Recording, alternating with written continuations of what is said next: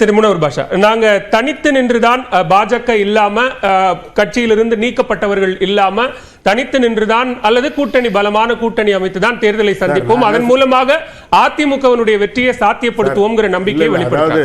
1996 தலைவர் மூப்பனார் தமிழ் மாநில காங்கிரஸ் ஆரம்பித்து திமுகவோட கூட்டு வைத்து ஜெயலலிதா அம்மையார் 2 தொகுதியில போட்டிட்டு தோல்வி அடைந்தாங்க. அதிமுக ஆட்சி இழந்தாங்க. ஆனா எந்த மூப்பனார் தலைவரால் ஜெயலலிதா தோல்வியை சந்தித்தாரோ அதே தலைவர் மூப்பனாரை வீடு தேடி சென்று சந்தித்து கூட்டணியை பலப்படுத்துகின்ற முயற்சியில் ஈடுபட்டவர் புரட்சி தலைவி ஜெயலலிதா. மூப்பனாருடைய மகன் தலைவர் வாசன், அவருக்கு குழந்தை பிறந்திருக்கு, அதுக்கு போய் செயின் போட்டு மறுபடியும் ஒரு புதிய உறவை உருவாக்கணும்னு முயற்சி பண்ணாரு.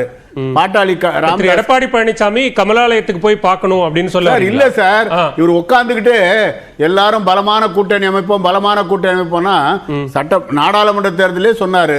பிரேமலதாவை தவிர வேற யாரும் வரல. புதிய தமிழகம் வந்தது, அதுவும் போயிடுச்சு இப்போ. அதனால பலமான கூட்டணி தொண்டர்கள் வந்து என்ன எதிர்பார்க்கறாங்கன்னா திமுகவுக்கு மாற்று அண்ணா திமுக வரணும்னு சொன்னா புரட்சி தலைவி ஜெயலலிதாவை போல பலமான கூட்டணியோடு மட்டுமல்ல ஒருங்கிணைந்து அதிமுகவோடு தான் தேர்தல் களத்தை சந்திக்கணும்.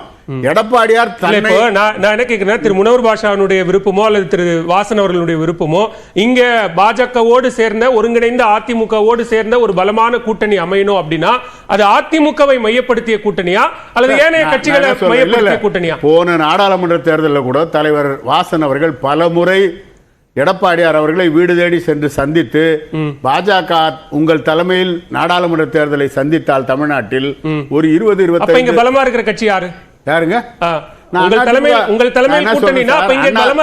அதிமுக பலமா இல்லைன்னு நான் சொல்லல.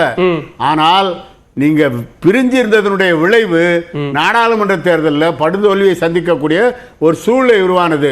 சட்டமன்ற தேர்தலை பொறுத்தவரை மீண்டும் ஆட்சியை கைப்பற்ற வேண்டும், திமுகவை ஆட்சியை விட்டு இறக்க வேண்டும் என்று சொன்னால் எல்லோரும் சேர்ந்தாதான் முடியும். இல்லைன்னு சொன்னா மறைமுகமாக திமுகவோடு அண்ணா திமுக ரகசிய உறவு வைத்திருக்க வாய்ப்பு இருக்கு. நிறைவு செஞ்சிடலாம்.